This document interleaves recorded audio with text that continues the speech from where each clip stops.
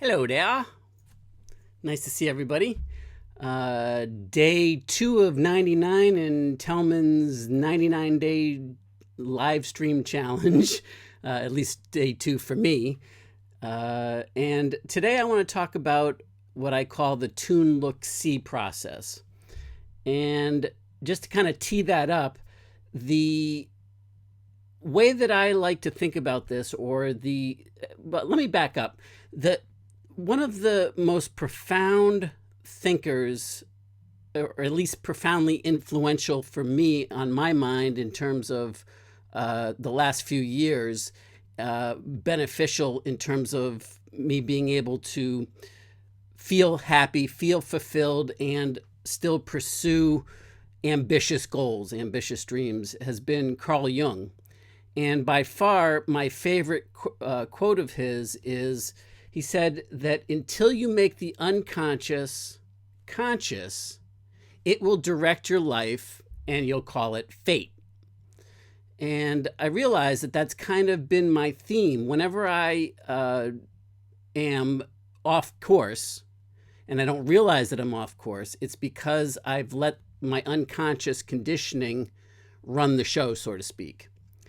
And so the tendency when we do that is to allow that to drive us. And the tendency is that we then say, well, it's fate, or it's the conditions. I can't do this because of this. Or when this happens, whatever the this is, doesn't matter, then it'll be able to continue and I'll be able to do X, Y, or Z. But it's dependent on X happening. And that's another way of saying that your fate is in somebody else's hands or control or destiny, that you don't have the power within you to empower that. And it feels that way. And in fact, it ends up in reality being that way when the unconscious is not made conscious. And what I try to do to make the unconscious conscious for me when I become aware that I'm off course is I focus in on what I call the TuneLookSee process.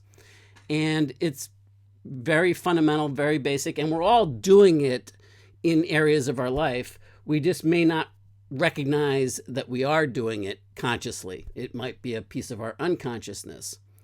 And we do it all the time. So, I mean, basically, we tune into a specific thought, an idea, a belief, a core belief, whatever it might be, and then we look for evidence in our environment that supports what we already are thinking, what we already look to believe is true. And then, of course, based upon what we're looking for, then the results that we see in our life are based on that slice of life, that particular segment of the way that we're looking at it.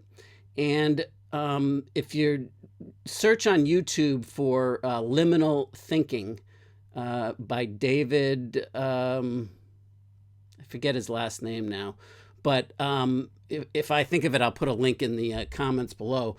But he has an awesome video on this, and then go and buy his book, Liminal Thinking, as well. It is phenomenal, and it talks all about this type of aspects and how we get, as he calls it, sealed in our self-sealing logic. And this is what I would term getting stuck in that, TuneLookSee process and not consciously realizing it. And making the unconscious conscious is not as hard as we might make it out to be. It's just simply a matter of observing it, right? Just looking at it, but looking at it objectively and not having any dog in the race, so to speak. You don't have any juice attached to it. You just look at it and say, yeah, I did that, or yeah, that was the behavior. Isn't that interesting? And then you're able to not have any attachment to how it's supposed to look. Then you can just look at it objectively, and now you can make it unconscious, or make what was once unconscious conscious, because now you might see a piece of it that you didn't see before. And that leads you to the next piece that you can kind of observe. And it's just as simple as looking at it, observing it from an objective standpoint, meaning that you don't have a dog in the race. And by the way, this is how all of our core beliefs, our identity even, gets formed. We have a passing thought. That passing thought becomes a habitual thought if we think it often enough, again and again. And then if we have that habitual thought, sooner or later we start to believe that it's true. And then that becomes a belief, and then that can become a core belief, and then that can become a controlling, dominant force in our life. It becomes who we are.